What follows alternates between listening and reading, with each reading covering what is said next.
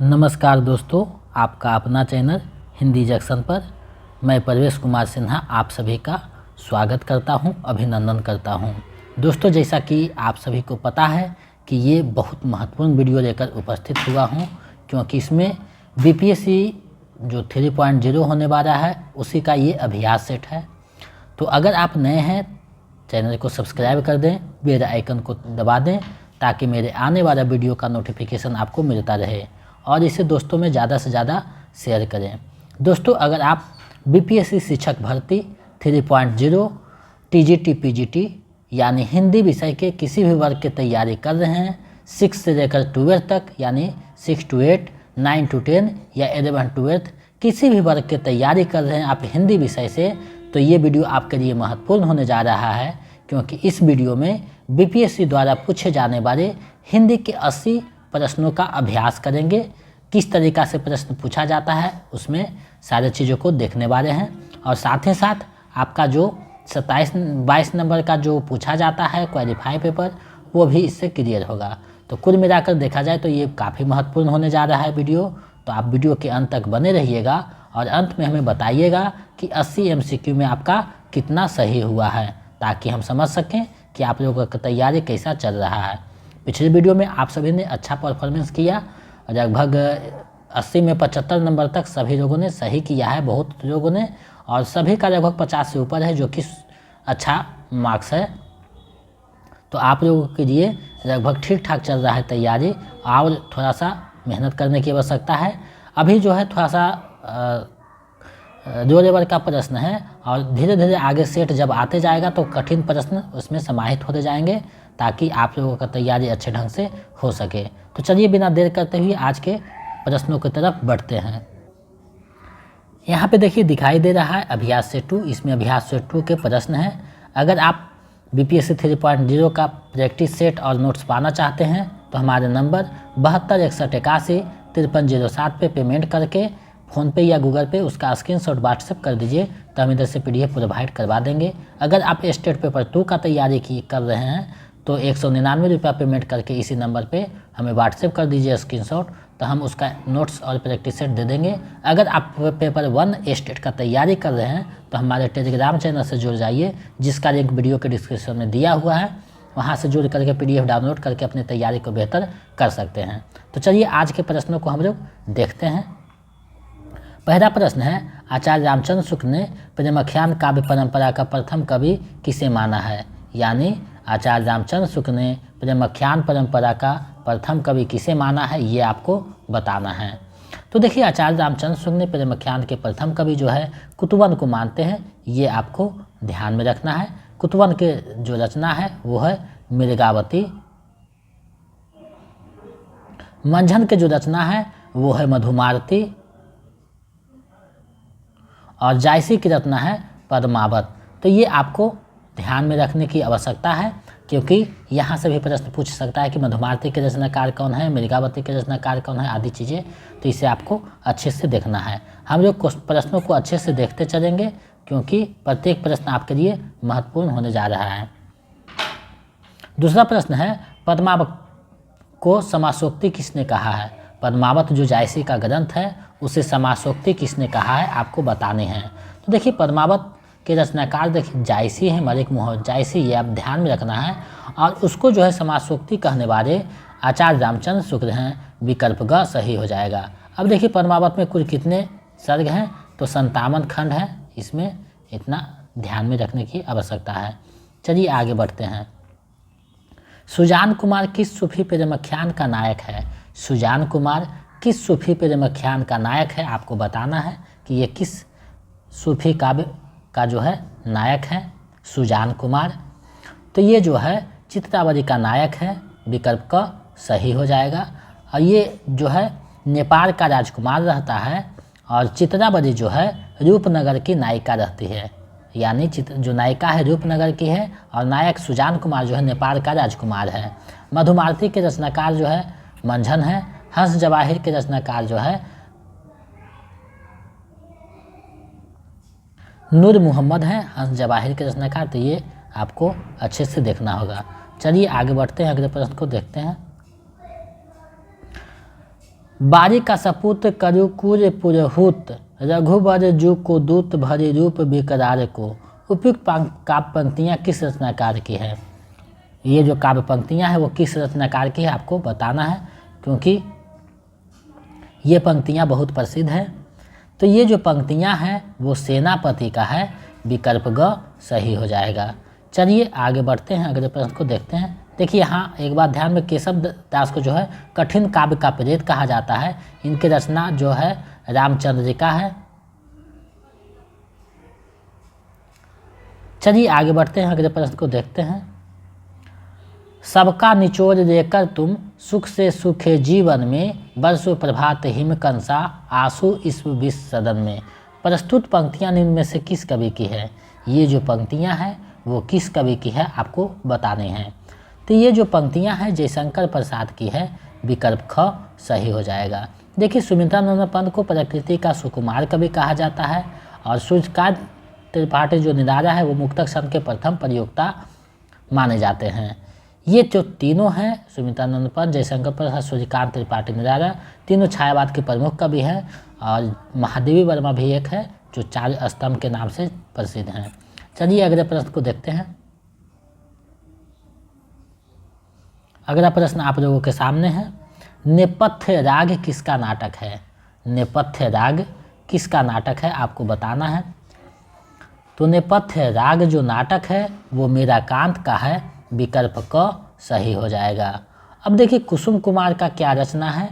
तो दिल्ली बहुत ऊंचा सुनता है, दिल्ली बहुत ऊंचा सुनता है कुसुम कुमार की रचना है।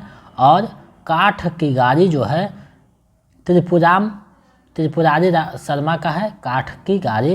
तो ये आपको अच्छे से देखना होगा, क्योंकि ऐसे भी प्रश्न पूछ सकता है। चलिए अगले प्रश्न को देखते हैं। डॉक्टर गोपाल राय के अनुसार हिंदी में नॉवेल के अर्थ में उपन्यास शब्द का प्रथम प्रयोग किसने किया? डॉक्टर गोपाल राय के अनुसार हिंदी में नॉवेल के अर्थ में उपन्यास शब्द का प्रथम प्रयोग किसने किया? तो इनके अनुसार जो है प्रथम प्रयोग जो करते हैं वो भारतेंदु हरिश्चंद्र करते हैं, विकल्प ग सही हो जाएगा। चलिए अगले प्रश्न को देखते हैं। अगला प्रश्न क्या कहता है? 8वां प्रश्न है, पांडे बेचन शर्मा उग्र द्वारा रचित उपन्यास है। पांडे बेचन शर्मा उग्र द्वारा रचित उपन्यास कौन सा है आपको बताने हैं। तो इनके द्वारा जो रचित उपन्यास है वो बुधुआ की बेटी, दिल्ली का दरार, चंद हसीनों के खतूत। तीनों रचनाएं जो है पांडे बेचन शर्मा उग्र का है। तो इसका सही आंसर विकल्प घ हो जाएगा, उपयुक्त में से एक से अधिक। चलिए आगे बढ़ते हैं। आधुनिक ईरान की पृष्ठभूमि पर रक्त रंजित इस्लामिक क्रांति का चित्रण किस उपन्यास में किया गया है? आधुनिक ईरान की पृष्ठभूमि पर रक्त रंजित इस्लामिक क्रांति का चित्रण किस उपन्यास में किया गया है आपको बताना है। तो ये जो किया गया है 7 नदियाँ एक समुंदर में किया गया है, विकल्प क सही हो जाएगा। ये किसका जो है उपन्यास है आपको बताना है। तो ये जो है नासिरा शर्मा का उपन्यास है, विकल्प क सही हो जाएगा। चलिए आगे बढ़ते हैं, अगले प्रश्न को देखते हैं। निम्न में कौन असंगत है? निम्न में कौन असंगत है आपको बताना है। तो देखिए भागवती के रचनाकार श्रद्धाराम फिरौरी है, बिल्कुल सही है। सेठ बाकेरार के अमृता नागर है, ये भी सही है। तेरी मेरी तेरी उसकी बात यशपाल का है, ये भी सही है। और असंगत पूछ रहा है तो इनमें से कोई नहीं हो जाएगा, विकल्प अ सही हो जाएगा। चलिए अगले प्रश्न को देखते हैं। अगला प्रश्न क्या कह रहा है? निम्नलिखित उपन्यासों को सही रचनाकारों के साथ सुमेलित कीजिए।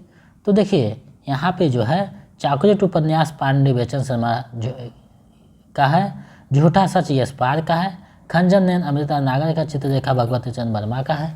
तो देखिए ये कौन सा विकल्प में सही बैठ रहा है, कौन सा विकल्प में सही सुटेबल है। तो विकल्प क सही हो जाएगा।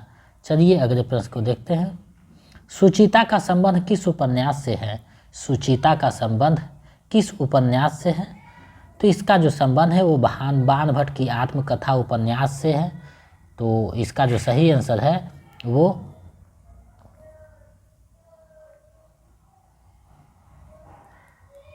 विकल्प ग सही हो जाएगा, बाण भट्ट की आत्मकथा। इसके रचनाकार जो हैं आपको पता होना चाहिए हजारी प्रसाद द्विवेदी है। शेखर एक जीवनी अज्ञे का है। राग दरबारी जो है श्रीराज शुक्र का है। तो ये आपको ध्यान में रखना है। चलिए आगे बढ़ते हैं, अगले प्रश्न को देखते हैं। अगला प्रश्न क्या कह रहा है, निम्न में कौन असंगत है? निम्न में कौन असंगत है आपको बताना है। कथा सतीसर के रचनाकार चंद्रकांता हैं। देवकी देहाती दुनिया का है शिवपूजन सहाय। आधा गांव राहे मसूर, तीनों जो हैं सही है और इनमें से असंगत पूछा है तो उपयुक्त में से कोई नहीं हो जाएगा। चलिए अगले प्रश्न को देखते हैं। अगला प्रश्न क्या कहता है, शेखर एक जीवनी उपन्यास का स्त्री पात्र है। शेखर एक जीवनी का जो उपन्यास है उसका स्त्री पात्र कौन है आपको बताना है। तो देखिए इसमें शशि भी है, शारदा भी है, सरस्वती भी है। तीनों जो पात्र है शेखर एक जीवनी के है स्त्री पात्र। तो इसका जो सही आंसर विकल्प घ हो जाएगा, उपयुक्त में से एक से अधिक। आप लोग वीडियो को ज़्यादा से ज़्यादा शेयर कीजिए, क्योंकि आपके लिए बहुत मेहनत करके हम समय निकाल करके चीज़ों को बनाते हैं ताकि आपका तैयारी अच्छे ढंग से हो सके। क्योंकि मार्केट में स्तर का कोई प्रैक्टिस सेट नहीं है, हम देख चुके हैं। इसलिए आप लोग यहाँ से देख करके अपने तैयारी को बेहतर कर सकते हैं। 5 विकल्प के साथ मैंने बनाया हूँ और मेहनत से बनाया हूँ, तो आप लोग शेयर कीजिएगा तो हमें एक मोटिवेशन मिलता है। अब वीडियो के अंत तक बने रहिएगा और देखिएगा कि आपका कितना स्कोरिंग हो पा रहा है। भारत विभाजन पर आधारित उपन्यास है। भारत विभाजन पे आधारित उपन्यास कौन सा है? तो तमस भीष्म साहनी का ये भी है, झूठा सच इस बार का ये भी, आधा गाँव राही मासूम रजत का, यानी तीनों जो है उस पर आधारित है। तो विकल्प घ हो जाएगा, उपयुक्त में से एक से अधिक। चलिए अगले प्रश्न को देखते हैं। इनमें से कौन अधूरा उपन्यास है? इनमें से कौन अधूरा उपन्यास है आपको बताना है। देखिए इरापति जो है जयशंकर प्रसाद का जो है अधूरा उपन्यास है। मंगलसूत्र प्रेमचंद का है और चोटी की पकड़ जो है निराला का है। ये तीनों के तीनों जो है अधूरा उपन्यास है और इसमें अधूरा ही पूछा गया है। तो इसका सही आंसर विकल्प घ हो जाएगा, उपयुक्त में से एक से अधिक। चलिए अगले प्रश्न को देखते हैं। महिला पुलिसकर्मियों के जीवन पर आधारित उपन्यास कौन सा है? महिला पुलिसकर्मियों के जीवन पे आधारित उपन्यास कौन सा है आपको बताना है। तो ये जो उपन्यास है वो गुनाह बेगुनाह जो उपन्यास है वो है, विकल्प ख सही हो जाएगा। अगले प्रश्न को देखते हैं। अगला प्रश्न क्या कहता है, निम्नलिखित में से किस उपन्यास को स्त्री लेखन का प्रस्थान बिंदु माना जाता है? निम्नलिखित में से किस उपन्यास को स्त्री लेखन का प्रस्थान बिंदु माना जाता है? तो देखिए मित्रों मरजानी जो है उसको माना जाता है। कृष्णा सुब्दिक का है, विकल्प क सही हो जाएगा। कठगुलाब जो है मृदुला गर्ग का है और चौक जो उपन्यास है वो मैं तेरी पुष्पा का है। ये आपको ध्यान में रखना है। चलिए अगले प्रश्न देखते हैं। रक्षमा किस कहानी का पात्र है? रक्षमा किस कहानी का पात्र है?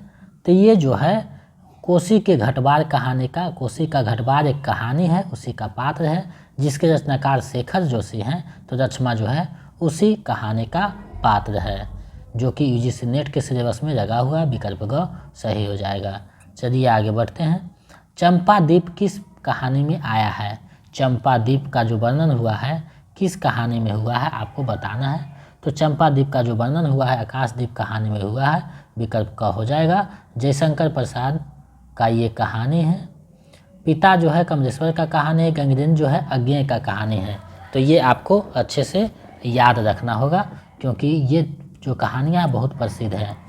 चलिए आगे बढ़ते हैं। कौन सा कवि एक भारतीय आत्मा के नाम से कविता लिखता था?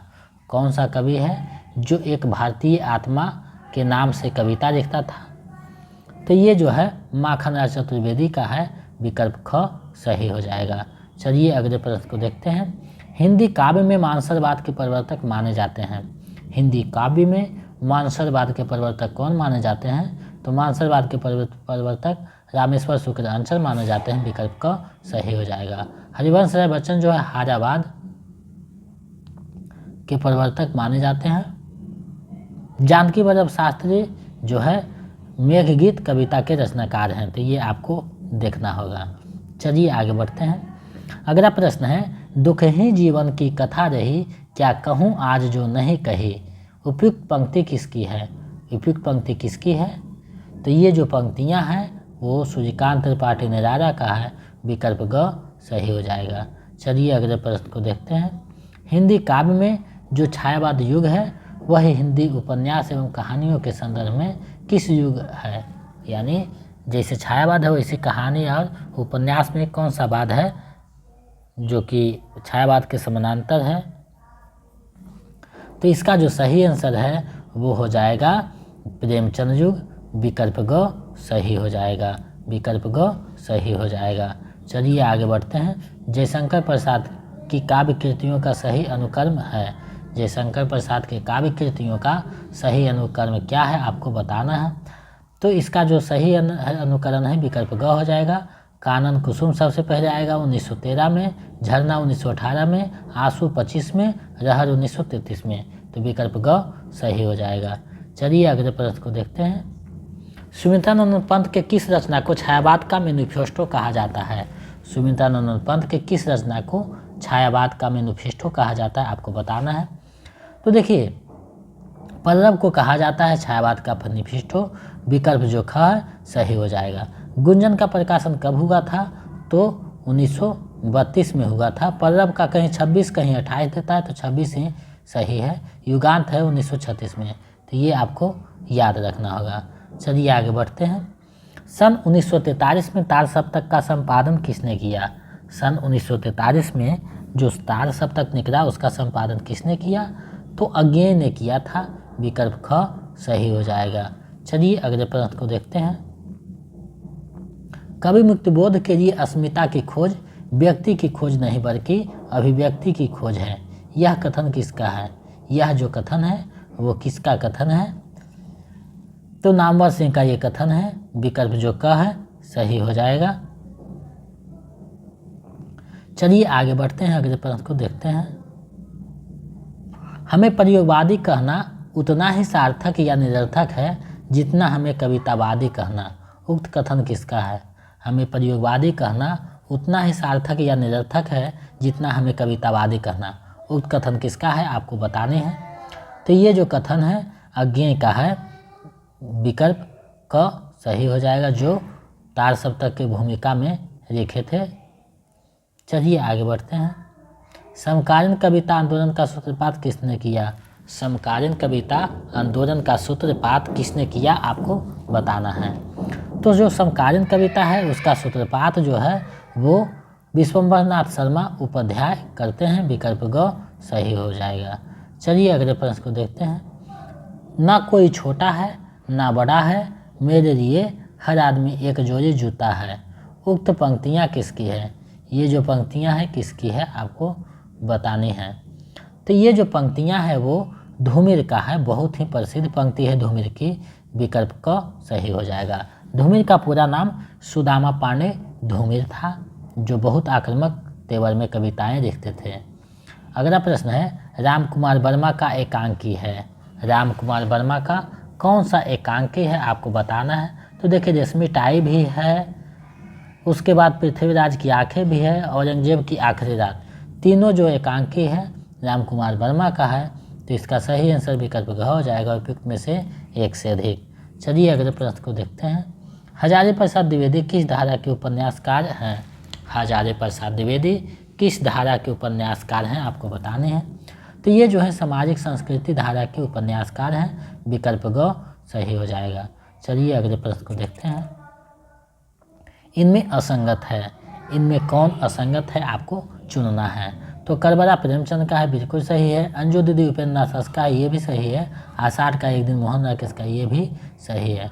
तो तीनों को तीनों सही है। तो इसका सही आंसर उपयुक्त में से कोई नहीं हो जाएगा। चलिए आगे बढ़ते हैं। तराक सुधा माता पिता की संतान की मानसिकता पर आधारित उपन्यास है। तराक सुधा माता पिता की संतान की मानसिकता पर आधारित उपन्यास कौन है आपको बताने हैं। तो ये जो उपन्यास है वो आपका बंटी उपन्यास है। विकल्प जो ख है सही हो जाएगा आपका बंटी। चलिए अगले प्रश्न को देखते हैं। समानांतर कहानी आंदोलन के प्रवर्तक हैं। समानांतर कहानी आंदोलन के प्रवर्तक कौन हैं आपको बताने हैं। तो इसके जो प्रवर्तक हैं कमलेश्वर हैं, विकल्प ख सही हो जाएगा। चलिए आगे बढ़ते हैं। रानी केतकी की कहानी के रचनाकार कौन हैं? रानी केतकी की कहानी के रचनाकार कौन हैं? तो इसके जो रचनाकार हैं वो विपरीत में से कोई नहीं हो जाएगा, विकल्प अंग सही हो जाएगा, क्योंकि इसके जो रचनाकार हैं इंसा अरा खां हैं। इंसा अरा खां है, विकल्प अंग सही हो जाएगा। चलिए अगले प्रश्न को देखते हैं। 8 भागों में प्रेमचंद की कहानियाँ किस नाम से संकलित है? 8 भागों में मुंशी प्रेमचंद की कहानियाँ किस नाम से संकलित है आपको बताना है। तो ये जो संकलित है मानसरोवर में संकलित है, विकल्प को सही हो जाएगा। चलिए अगले प्रश्न को देखते हैं। इनमें से असंगत है, इनमें से कौन असंगत है आपको ढूंढना है। तो देखिए यही सच है मनु भंडारी का है, बिल्कुल सही है। रोज जो है गेय का कहानी वापसी उषा प्रतिबंधक, तो तीनों सही है। असंगत पूछा है तो इसका विपरीत में से कोई नहीं हो जाएगा। चलिए अगले प्रश्न को देखते हैं। रघु मानव के बहाने हिंदी कविता पर एक बहस किसका लेखन है? रघु मानव के बहाने हिंदी कविता पर एक बहस के रचनाकार कौन है? तो इसके रचनाकार जो है विजय देव नारायण शाही हैं, विकल्प ग सही हो जाएगा। चलिए आगे बढ़ते हैं। व्याकरण के प्रश्न हैं। यहाँ बैठा नहीं जाता में कौन सा वाच्य है? यहाँ बैठा नहीं जाता में कौन सा वाच्य है? तो इसमें जो वाच्य है वो भाववाचक है, वाच्य है, विकल्प ग सही हो जाएगा, क्योंकि नकारात्मक वाच्य लिखी गई है। व्यवहार की दृष्टि से विशेषण के कितने भेद हैं? तो व्यवहार की दृष्टि से विशेषण के 4 भेद हैं। गुणवाचक, संख्यावाचक, परिणामवाचक और संकेतवाचक, ये आपको ध्यान में रखना है। चलिए अगले प्रश्न को देखते हैं। निम्नलिखित में कौन सा शब्द संज्ञा है? निम्नलिखित में कौन सा शब्द संज्ञा है आपको बताने हैं। तो विकल्प ग सही हो जाएगा। पहाड़ जो है संज्ञा है, विकल्प ग सही हो जाएगा। चलिए अगले प्रश्न को देखते हैं।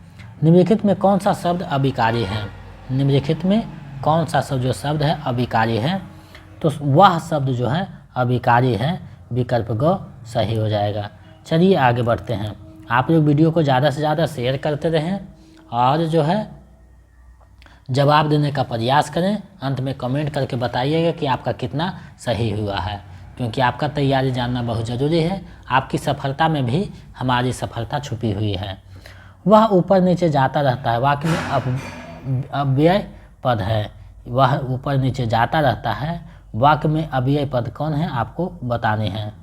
तो इसमें जो ऊपर नीचे शब्द है आया है वो अव्यय पद है, विकल्प ग सही हो जाएगा।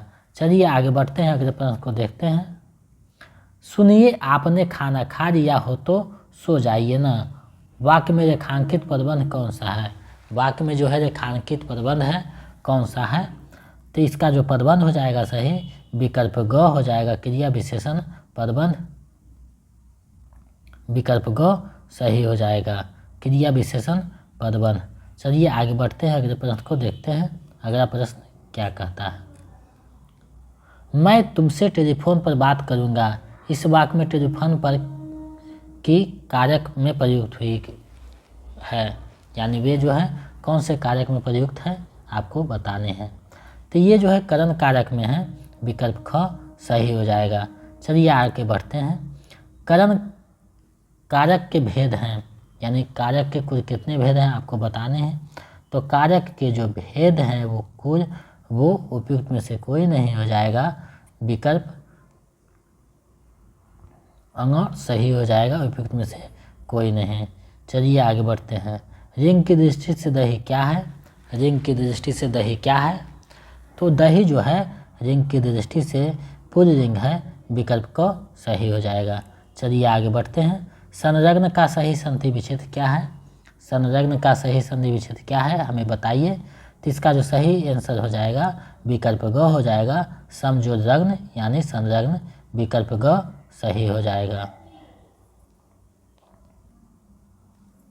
तो इस प्रकार से जो है प्रश्न पूछा जाएगा, तो आप लोग थोड़ा सा प्रैक्टिस कर लीजिए मेरे माध्यम से, ताकि आपका तैयारी अच्छे ढंग से हो सके। तो देखिए संलग्न का समपरसलग्न हो जाएगा, विकल्प ग। चलिए आगे बढ़ते हैं। अत्यंत में कौन सा स्वर संधि है? अत्यंत में कौन सा स्वर संधि है? तो इसमें यन स्वर संधि है, जो संधि में बताया गया है। संधि में जो बताया गया है यन संधि है। ये आपको अच्छे से याद रखना होगा, क्योंकि यहाँ से प्रश्न पूछे जाते हैं। तो चलिए आगे बढ़ते हैं, अगले प्रश्न को देखते हैं। धर्म बुद्धि में कौन सा समास है? धर्म बुद्धि में कौन सा समास है? आप जो है कमेंट करके बताइए। तो धर्म बुद्धि में जो समास है वो कर्मधारय है, विकल्प ख सही हो जाएगा। चलिए आगे बढ़ते हैं। अ उपसर्ग से बना शब्द सही कौन है? अ उपसर्ग से बना सही शब्द कौन सा है आपको बताने हैं। तो अ उपसर्ग से बना सही शब्द अतिथि है, विकल्प ख सही हो जाएगा। चलिए आगे बढ़ते हैं, अगले प्रश्न को देखते हैं। निम्नलिखित में से किस शब्द में रूप साधक प्रत्यय है? निम्नलिखित में से किस शब्द में रूप साधक प्रत्यय है आपको बताने हैं। तो लड़के जो है उसमें रूप साधक प्रत्यय है, विकल्प ख सही हो जाएगा। चलिए आगे बढ़ते हैं। व्युत्पत्ति या रचना के आधार पर शब्द के भेद हैं। व्युत्पत्ति या रचना के आधार पर शब्द के कितने भेद हैं आपको बताना है। तो 3 भेद हैं, विकल्प क सही हो जाएगा। चलिए आगे बढ़ते हैं, अगले प्रश्न को देखते हैं। बादल का पर्यायवाची शब्द नहीं है। कौन सा जो शब्द है बादल का पर्यायवाची नहीं है? तो देखिए जरद भी पर्यायवाची शब्द है बादल का, निरद भी है, मेघ भी, तीनों जो है पर्यायवाची शब्द है और नहीं पूछा है तो उपयुक्त में से कोई नहीं हो जाएगा। चलिए आगे बढ़ते हैं। मेमोरेंडम शब्द का हिंदी पारिभाषिक शब्द क्या है? मेमोरेंडम शब्द का हिंदी पारिभाषिक शब्द क्या है? तो ज्ञापन हो जाएगा, विकल्प ख सही हो जाएगा। चलिए अगले प्रश्न को देखते हैं। वाक्य में प्रयोग के अनुसार शब्द के कितने भेद होते हैं? वाक्य में प्रयोग के अनुसार शब्द के कितने भेद होते हैं आपको बताना है। तो कुल जो है शब्द के भेद हो जाएंगे 8, विकल्प ग सही हो जाएगा। चलिए आगे बढ़ते हैं, अगले प्रश्न को देखते हैं। अक्र पर पत्थर पड़ना मुहावरे का सही अर्थ है। अक्र पर पत्थर पड़ना मुहावरे का सही अर्थ है। कौन सा जो है सही अर्थ है? तो बुद्धि भ्रष्ट होना सही अर्थ है, विकल्प जो ख है सही हो जाएगा। चलिए आगे बढ़ते हैं, अगले प्रश्न को देखते हैं। उन्मूलन का विलोम शब्द है। उन्मूलन का विलोम शब्द कौन सा है? तो उन्मूलन का जो विलोम शब्द है वो रोपण हो जाएगा, विकल्प क सही हो जाएगा। चलिए आगे बढ़ते हैं। 75% प्रश्न खत्म हो गया है, कुछ और बचा है उसको देख लेते हैं। निम्नलिखित में से कौन सा संयुक्त वाक्य है? निम्नलिखित में से कौन सा संयुक्त वाक्य है? तो देखिए सूर्योदय हुआ और कुहासा जाता रहा, ये जो है संयुक्त वाक्य है, विकल्प ग सही हो जाएगा। चलिए आगे बढ़ते हैं, अगले प्रश्न को देखते हैं। अगला प्रश्न क्या कहता है? शुद्ध शब्द का चयन कीजिए। शुद्ध शब्द कौन है उसका चयन करना है। तो यहाँ देखिए शुद्ध शब्द जो आया है कविता जी इस प्रकार से लिखा जाएगा, विकल्प ग सही हो जाएगा। चलिए अगले प्रश्न को देखते हैं। मनोविकार का संधि विच्छेद क्या है? मनोविकार शब्द का सही संधि विच्छेद क्या है आपको बताने हैं। तो मन जो विकार हो जाएगा, विकल्प ख सही हो जाएगा। चलिए अगले प्रश्न को देखते हैं। निम्नलिखित में से कौन असंगत है? निम्नलिखित में कौन असंगत है आपको बतानी है। तो असंगत जो है उपयुक्त में से कोई नहीं हो जाएगा, विकल्प ग सही हो जाएगा। चलिए आगे बढ़ते हैं, अगले प्रश्न को देखते हैं। निम्नलिखित में कौन अग्नि का पर्यायवाची शब्द है? निम्नलिखित में कौन अग्नि का जो है पर्यायवाची शब्द है आपको बताने हैं। तो इसका जो सही आंसर हो जाएगा पावक भी हो जाएगा, अनर भी, कृषाणु भी, तीनों जो है पर्यायवाची हैं, विकल्प घ हो जाएगा, उपयुक्त में से एक से अधिक। चलिए नेक्स्ट प्रश्न देखते हैं। भक्ति को रस के रूप में किसने प्रतिष्ठित किया है? भक्ति को रस के रूप में किसने जो है प्रतिष्ठित किया है? तो रूप गोस्वामी ने किया है, विकल्प ग सही हो जाएगा। चलिए आगे बढ़ते हैं। विभावानुभाव व्यभिचारी संयोगाद रस निष्पत्ति किसका रस सूत्र है? ये जो रस सूत्र है किसका है? तो भरत मुनि का है, विकल्प ग सही हो जाएगा। चलिए नेक्स्ट प्रश्न देखते हैं। अगला प्रश्न क्या कर रहा है? चारु चंद्र की चंचल किरणें खेल रही है जल थर में, उक्त पद में कौन सा अलंकार है? ये जो पद है इसमें कौन सा अलंकार है? तो इसमें जो है अनुप्रास अलंकार की योजना है, विकल्प क सही हो जाएगा। चलिए आगे बढ़ते हैं। काव्य अलंकार नामक ग्रंथ के रचनाकार कौन है? काव्य अलंकार नामक ग्रंथ के रचनाकार कौन है? तो इसके जो रचनाकार हैं वो भामा हो जाएंगे, विकल्प ग सही हो जाएगा। चलिए आगे बढ़ते हैं, अगले प्रश्न को देखते हैं। रामायण में कौन सा प्रत्यय है? रामायण में कौन सा प्रत्यय है आपको बताना है। तो रामायण में आयन इस प्रकार से लिखा जाएगा, ये वाला है, विकल्प क सही हो जाएगा। चलिए अगले प्रश्न को देखते हैं। अशुद्ध वाक्य है, इनमें कौन सा अशुद्ध वाक्य है आपको बताने हैं। तो इसमें जो अशुद्ध का है, मैं प्रातःकाल के समय घूमने जाता हूँ, ये जो है अशुद्ध है, विकल्प ख सही हो जाएगा। चलिए अगले प्रश्न को देखते हैं। निम्नलिखित में से कौन सा अनाथ का विरोध शब्द है? निम्नलिखित में से कौन सा अनाथ का विरोध शब्द है आपको बतानी है कि अनाथ का जो है विलोम शब्द कौन सा होगा। तो अनाथ का जो विलोम शब्द होगा आप सभी को पता होना चाहिए, विकल्प क सनाथ सही हो जाएगा, विकल्प क। चलिए आगे बढ़ते हैं, अगले प्रश्न को देखते हैं। किस वाक्य में प्रेरणार्थक क्रिया का प्रयोग हुआ है? किस वाक्य में प्रेरणार्थक क्रिया का प्रयोग हुआ है? तो पितृ से पुता, पुत्र से पत्र लिखवाता है, यानी पिता जो है पुत्र से पत्र लिखवाता है, यानी प्रेरणा दे रहा है, तो विकल्प क सही हो जाएगा, विकल्प क सही हो जाएगा। चलिए अगले प्रश्न को देखते हैं। अगला प्रश्न क्या कहता है? देवनागरी दुनिया का सर्वाधिक वैज्ञानिक लिपि है, यह किस विचारक का कथन है? देवनागरी दुनिया का सर्वाधिक वैज्ञानिक लिपि है, यह किस विचारक का कथन है? तो ये जो कथन है वो राहुल सांकृत्यायन का है, विकल्प जो क है सही हो जाएगा। चलिए आगे बढ़ते हैं। गरीब के निमित्त धन इकट्ठा करो में कौन सा अलंकार है? गरीब के निमित्त धन इकट्ठा करो कौन सा अलंकार है? तो ये अलंकार हो जाएगा, क्योंकि यहाँ जो है विकल्प ख सही हो जाएगा, विकल्प ख सही हो जाएगा। देखिए गरीब के निमित्त धन इकट्ठा करो में कौन सा कारक है, सॉरी इसमें कौन सा कारक है? तो संप्रदान कारक है, यानी संप्रदान के लिए यहाँ गरीब के लिए अर्थ हो ही निकल रहा है, तो विकल्प ख हो जाएगा, संप्रदान कारक है। अब देखिए प्रश्न जो है 76 से 80 गद्यांश को पढ़कर उससे संबंधित जो है आपको प्रश्न का जवाब देना है। तो हम लोग पहले गद्यांश को पढ़ लेंगे, उसके बाद उससे संबंधित जो प्रश्न है उसको देखेंगे।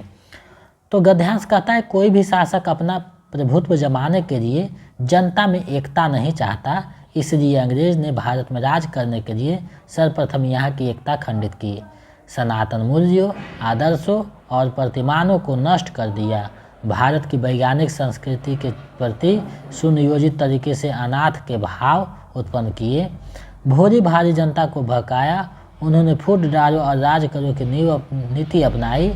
अपनी इन्हीं कुटिल नीति के कारण अंग्रेज लगभग 200 वर्षों तक भारत पर शासन करते रहे। साथ ही भारत में धर्म भी वे इसकी अखंडता को समाप्त करके ही गए। भारत का विभाजन अंग्रेजों की कुटिल नीतियों का ही एक हिस्सा है। अंग्रेजों ने आज़ादी के पूर्व जो आग लगाई थी, प्रत्यक्ष या अप्रत्यक्ष रूप से उसमें हम आज भी झुलस रहे हैं। इसलिए अब हमें जाति, धर्म और क्षेत्रवाद से ऊपर उठकर आपस में मिलजुल कर रहना होगा। तो ये जो गद्यांश है, अब इससे संबंधित जो MCQ है उसको देखिए और आंसर कीजिए। कौन अपना प्रभुत्व जमाने के लिए जनता में एकता नहीं चाहता? कौन अपना प्रभुत्व जमाने के लिए जनता में एकता नहीं चाहता? तो इस पर देखिए नहीं होगा, शासक होगा, विकल्प ख सही हो जाएगा। देखिए गद्यांश बनाइए तो आपको गद्यांश के अनुसार ही सोचना है, जो बातें लिखी गई उसी के अनुसार। तो शासक जो है नहीं चाहता, विकल्प ख सही हो जाएगा। 77वां प्रश्न है, अंग्रेजों ने भारत की एकता खंडित क्यों की? अंग्रेजों ने भारत की एकता खंडित क्यों की? क्योंकि भारत में राज करने के लिए, यानी भारत में राज करने के लिए सबसे पहले उन्होंने यहाँ की एकता को खंडित किया, विकल्प ग सही हो जाएगा। चलिए अगले प्रश्न को देखते हैं। अंग्रेजों ने भारत पर कितने वर्षों तक शासन किया? अंग्रेजों ने भारत पर कितने वर्षों तक शासन किया? तो लगभग 200 वर्षों तक शासन किया, विकल्प ख सही हो जाएगा। चलिए आगे बढ़ते हैं। अंग्रेजों ने भारत में कौन नीति अपनाई? अंग्रेजों ने भारत में राज्य करने के लिए कौन नीति अपनाई आपको बताने हैं। तो उन्होंने जो है नीति अपनाई है वो